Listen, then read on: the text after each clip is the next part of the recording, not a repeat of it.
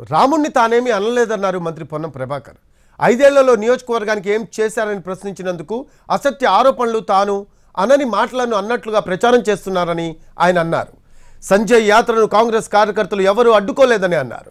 కావాలనే సంజయ్ యాత్రకు ప్రచారం రావాలనే ఉద్రిక్తతలకు తెరలేపుతున్నారని అన్నారు. తన తల్లి గురించి తప్పుడు వ్యాఖ్యలు చేసిన సంజయ్కు ప్రజలే బుద్ధి చెప్తారని అన్నారు పొన్నం ప్రభాకర్. నిన్న ఎన్నికల ప్రచార సభ సందర్భంగా నేను అతన్ని ఒక ప్రశ్న ఇచ్చిన, పార్లమెంట్ సభ్యుడిగా 5 సంవత్సరాలు మీరు నియోజకవర్గం చేసిన సేవ ఏందో చెప్పి ప్రచారం కొనసాగించండి.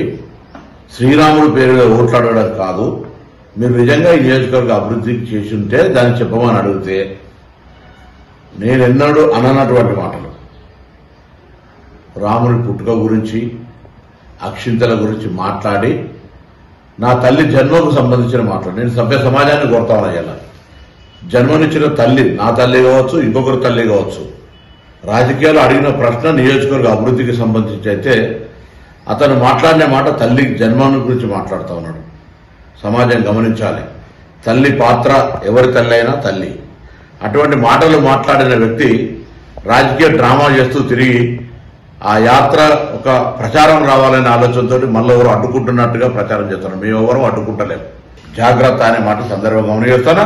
మేము హింసవాదం కాదు, మేము కాంగ్రెస్ పార్టీ వాళ్ళం. మేము యాత్ర అడ్డుపడతలేము. దాని పేరు మీద శవం మీద పెళ్ళ ఎరుకునే విధంగా యాత్రను అడ్డుకుంటున్నామని లబ్ధి పొందే ప్రయత్నం చేయకు. యాత్ర చేసుకో, ఏమైనా మాట్లాడు.